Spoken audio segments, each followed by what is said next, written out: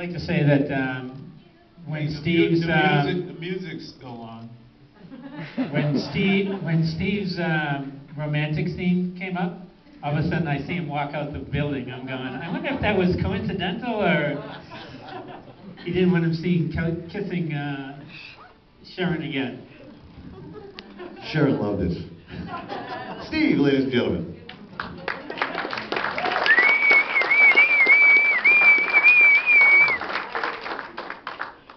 I would like to just thank all of you for coming out. You know, this, I've done a lot of movies, 20-something movies. Can you turn that sound off? Yes, I can. No, that's upstairs. Where is it? Upstairs. Oh, it's in the Lego movie, is that it? Yeah. So I was always an actor, just hired to do movies, but we got this script and we worked really hard, and then I asked friends to be involved in it, and they did it. It was a great experience doing the movie. So thank you so much. And I'm just looking at the audience here, and the diversity is just overwhelming.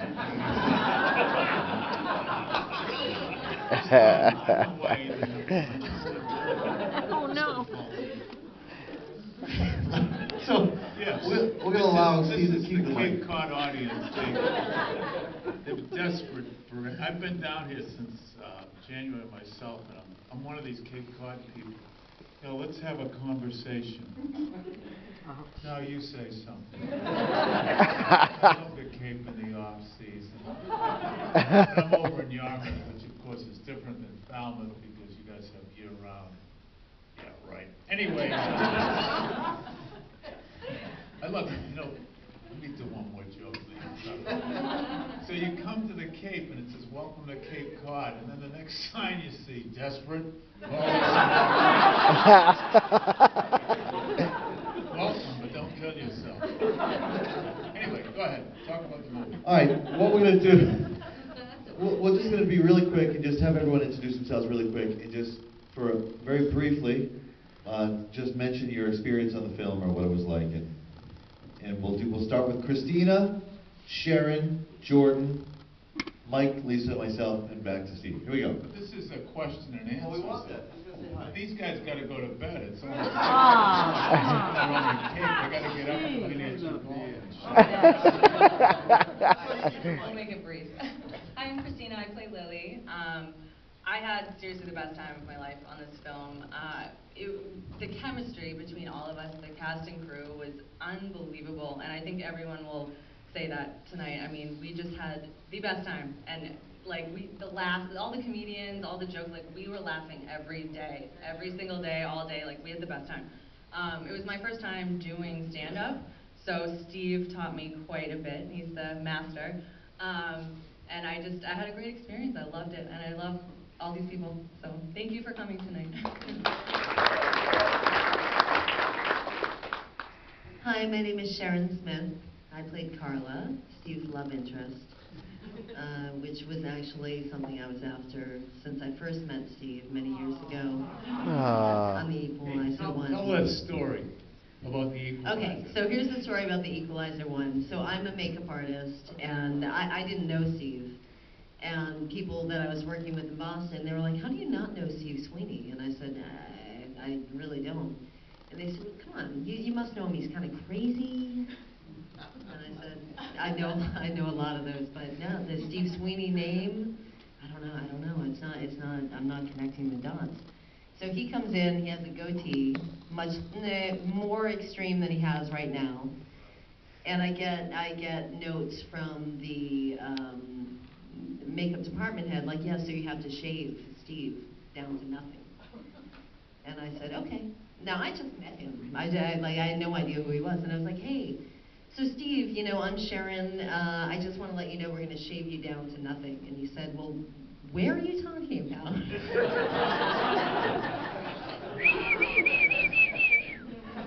Hashtag me too. And I said, Steve, everywhere.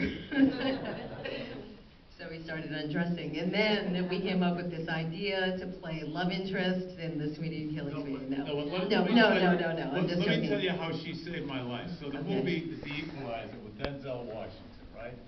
And they said, listen, you gotta shave your beard. I said, listen, Pete, you understand.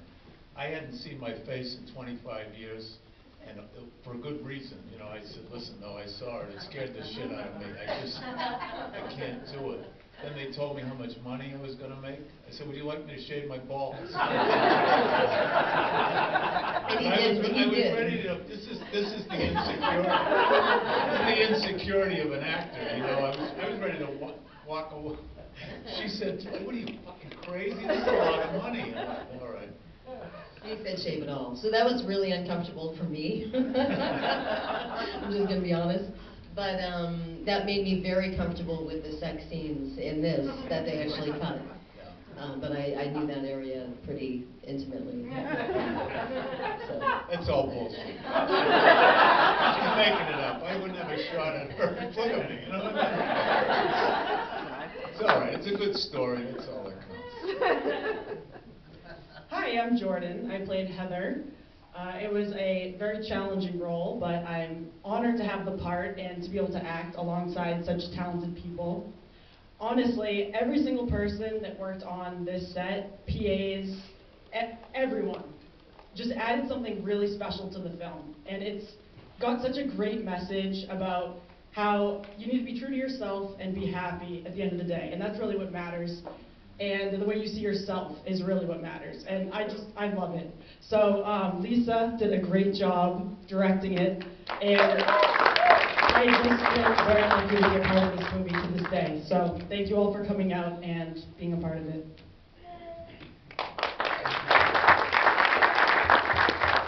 Okay, I'm Michael King. I was the producer, and this has been a project for 9 years. We started this a long time ago, and I want to thank everybody who's here, and I just want old Latin school classmates here. A good friend of mine, I used to be a part owner of a bar and a manager of a bar in Boston called the Elliott Lounge, and Tommy Lendon from Falmouth used to hang here. He was my dear friend, and Russ back there, we'd go to the quarterdeck and meet him. And also one of the investors who, the son played anyone from Willowbend here? Played the bad comic. His son is the father is the owner of the Willowbend. I appreciate all his help. And it took us 9 years to do this, and for like $100,000. It's now up to about $120,000. And we fortunately lucked into meeting this lovely director and finally got it off the ground, and I appreciate it and thank you everyone, and spread the word. I am Dennis Sopranos, I see him there. He's one of our first guys.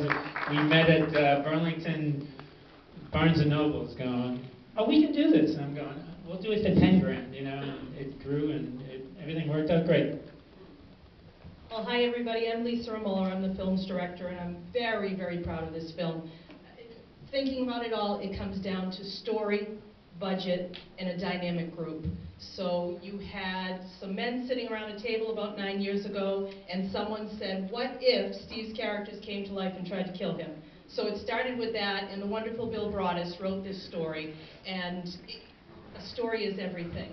A budget is everything. So thank you to our executive producers for the budget to get to do this, and thank you to the dynamic group because it's an honor, and I'm just so proud of everybody involved. And my dear old friend since high school, my assistant director and producer and music director, and I am thrilled that my Auntie Anna is in the audience today.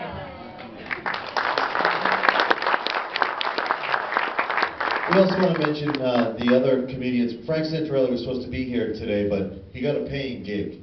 So, that's how it goes. But Frank Santarelli and Tony V, but beyond the other comedians, they did this for Steve. They love Steve. Steve is a legend in these here parts, right? So that's what they fed back to us. We're not saying that because he told us to say this. But guys like Nick DiPaolo flew up from New York, he goes, I would do anything he said. Anything. Anything, I'll be here whenever Steve Sweeney wants me. Guys like Bobby Slayton and Stephen Wright. Yeah, from San Francisco. And Stephen Wright, as odd as he is, that's who he was on screen, that's who he is. But he came out because he loves Steve. These guys love him. Jonathan Katz, Emmy Award winning from the Dr. Katz show, professional therapist on Comedy Central. He was great, the guy on the screen, if you don't know who Jonathan Katz is. But it's because of Steve. That's why they came out. And what a joy it was to work with these guys. And Steve set the tone. You know, everything you said is just so true. It's just... It is. It's amazing to me. I can't believe I had the honor of working with myself. It's just one of my meds. Hey, I want to acknowledge. Now listen, I'm going to do a commercial here. There's a place in Marston Mills. It's called Village Yoga. This woman right over here, her name is Mary Mullen, and she does this thing. It's unbelievable. We can't talk about that. It's called Kundalini Yoga. It's like this rapid breathing. So for those of you who used to do cocaine like myself, anyway, Village Yoga, thank you. So briefly, if anyone has any questions, think about it right now while I just say this one thing. So where we're going, we've had, again, our opening night, for those who didn't hear from the very beginning, our opening night, we had 900 people show up at the Somerville Theater. Everything from the Farrellys. We had a whole bunch of nights in Showcase Cinemas because National Amusements came and they loved it. A lot of people has been gathering steam, and again, it was just like this little thing that could. And now we're going to LA on March 7th. So Peter Farrelly just won a Golden Globe and also nominated for an Oscar. He just said, get the movie to me, I want to see it. Judd Apatow, great friend of Steve's who loves Steve, he said, I want to see it. So we're really excited about what can happen with this. You know, it was a tiny movie. It was a little tiny movie, and it was like, let's get in the barn and put on a show. And it was really, again, 9 years in the planning, but that's what it felt like. Well, I don't know if Steve will ever have this joy again, right, Steve? That's what you keep saying. Never. We're done. We're finished. Never. Any questions? From here we go to the Sagamore Bridge and die. Yes, Dash. Was there any regret about the death of, and remorse for the death of Marshall Mello, animal activist of Kennedy? Was there any regret? About the death of Marshall Mello, who Stash played, by the way. We're not playing at all. Anyone else? Any questions at all? But Stash, sorry, buddy. That was good. Yes, no regret, by the way. Yes. Okay. Ladies who plays the stand-up comedians. You said that you've never done it before. Have you ever done that before? I did open mics to prepare for it, so I actually have, about but... if they had done stand-up before. Would you? I did a couple. I probably did about 10 open mics to prepare for the role, but nobody laughed. Would you ever do it again? Question was, would you ever do it again? Have you ever done stand-up comedy before? Go ahead. I honestly, no, it's not for me, but I loved the role. It was a great experience, but I'll let my comedy stay with this role. I loved it. It was really nerve-wracking, for sure. I mean, I love comedic acting, but just stand-up is a whole other ballgame. And it was such a character piece for me. So I actually studied a lot of Stephen Wright's comedy to get that deadpan, like, monotone down. But I think I would do it again. I don't know if I can write my own jokes, but I think I need to hire Bill to write some more jokes for me. But I loved it. I enjoyed it. So, yeah, I think I would do it again. Great job, everybody. Awesome. Thank you so much. Appreciate Any it. other questions? Yes. This was kind of for Lisa.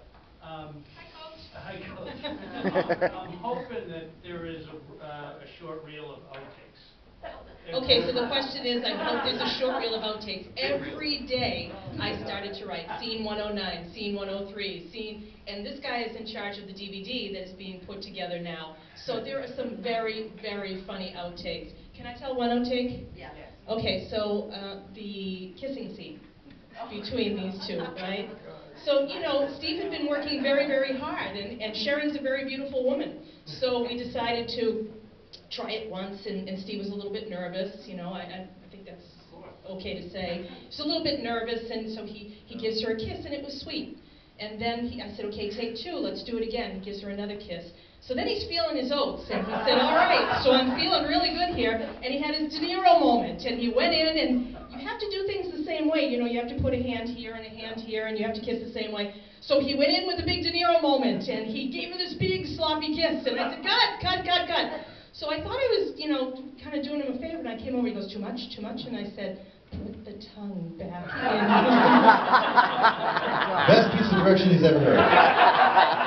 Okay, so if that isn't creepy enough, I did the same thing on Something About Mary. You ever see that? Yeah. Right, so my scene is on the clock. Ben Stiller's got his thing in the zipper, but so Cameron Diaz comes on the set. Did I ever tell you this story? Oh, yeah. And I said, oh, I looked at she's a nice person, you know. Anyway. So I said, oh, can I get a picture with you? You know, Cameron Diaz, okay? Look at me, look at this face. Me with Cameron Diaz, and you know, someone's holding camera. I said, no, we need to take it more. This went on for about 8 times, you know. But she said, finally, you know, get your hands off me. No, that last part was, that wasn't true, but anyway, yeah, in terms of acting, you know, it's like, love scenes are actually hard, you know. That's the only one I've ever done in movies. I've never played a guy with an education in a movie. I've played 4 cops, 15 bartenders, you know. But then to actually make out with someone, and it's hard. You don't fucking believe me at all. Peter, just to answer the final part of the question, the DVD is being put together as well, and there will be an outtakes reel, Along with absolutely. a few deleted scenes and outtakes on the. Can I tell you what my favorite scene is in this movie? Would you mind? No. My favorite scene is with the kid in the beginning. That kid, he came on the set. He was so natural. It's like, wow. And the hardest thing is being natural, like just normal conversations, relaxed conversations, don't you think? So anyway. So it's funny. People have asked us about the movie making process, and some of us, it was the first time we've ever done a full-length movie, right? So, for the 30 or 25 person crew for the 2.5 weeks that we had, everyone did it for nothing, and we had 104 scenes to do. I think in the whole movie with 104 scenes, and each one of the scenes were broken up into different shots. So you have to set up your camera shot. 2 24-year-old kids were the guys who shot it. These incredibly talented directors of photography, Jordan Baird and Alistair Wilson from Canopy Films. Melinda was makeup. Christina did makeup.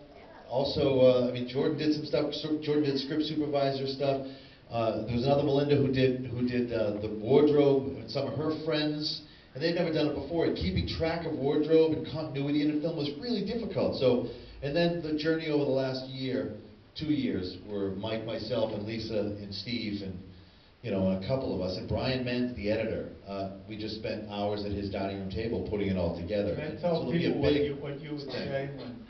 Yes, please. So every day of the shooting of this movie, he would more or less say, in different ways, I really expected you to suck. Those words never left my He mouth. would say, I'm so surprised. You're really good in this. Thanks. Boy, that's great support. Understand, right? I couldn't get over it. He said, oh, man, I thought you'd be so bad. Thank you. I feel like I have to correct Steve at this point, this juncture. I've known Steve for a long time. I used to work at WRK. You know where I Show. met him? The Jerry Williams Show. You remember Jerry? 720, 40, 80. And when Mark first got the job at RKO, you know what the first thing Jerry Williams said for advice? Tell him, get out of the business. Get out of the business. Yeah, Jerry was that kind of guy. So I've known Steve for a long time. So to work with him in this capacity, I've only seen him in different areas. So to work with him in this capacity, I was overwhelmed at how great he was. And how generous he was to everybody around him. He said, you just kept expressing your shock. Okay, that too. Any other questions? Even though you guys did volunteer, you didn't get paid, you get SAG cards now that you have a piece under your Anyone belt? feel like they could talk about, actually, there's a couple SAG actresses here. Yeah, we actually got paid. It was just, I think the crew didn't get paid, right? So everyone doing makeup, hair, All wardrobe. SAG actors got. The SAG people got paid because they have to pay us. We had a- But yeah, it was like $100 a day. 125. So not a ton, but a little bit. Are you a SAG actor? No. No. Yeah, because SAG was on the end there, we had some SAG actors, You they were had a to get paid. signatory of SAG. Yeah. Gentleman in the red back there. Mike, Mike, how are you? which was more challenging? Oh, I'm 9 sorry, years it's a of the mic. movie, or supervising Tommy Leonard at the Elliott Lounge? Boy, they both are major challenges. You know, Tommy was unique, and he showed up every day, as did everyone here. But you know, at the Elliott, I was there for 12 years, watching him perform and going through the Boston Marathon and everything that Tommy embodied, which I don't know if how many people know Tommy, but he was started the Falmouth Road Race, which and some other things which Russ is part of. So you know, it was equally challenging, I would say. Having said that, I stayed sober a lot more working on the movie than being at the Elliott. Any other final questions? And as a matter of fact, Steve, you know, how I met Steve, you know, we worked on this for 9 years, but probably in the late 80s, he would come into the There was Elliott. a bar that was called the Elliott Lounge. It was a runner's bar, okay? It was a place for athletes from all over the world. And Billy, well, you know, there's some great stories about the Red Sox there, too. Unfortunately, myself and Don Gavin and other comedians, we weren't runners. Let me just put it that way. We went there to do other things. And they did. That's where we met Mike. Steve ran the marathon, by the way. And Mike's wife is a world-class athlete, we come to She find won out on the way. the Chicago Triathlon. Hawaii Hawaiian Ironman. Yeah. Karen Snyder. Yeah. So, any other final questions, folks? Hey, thank you so much for coming out. And this, thank you. We want to thank the theater here, the guys here. Ben, thank you, and the staff here, really cool people. Thank you so much. What a cool place. We loved coming here. Folks, if you do see it on social media, those of you who are on Facebook, Instagram, Twitter, whatever, just please share it and let people know what you think, and we'd really appreciate that. So thank you As all long so as you much liked for it. coming. And give it up one more time, Steve Sweeney and the cast.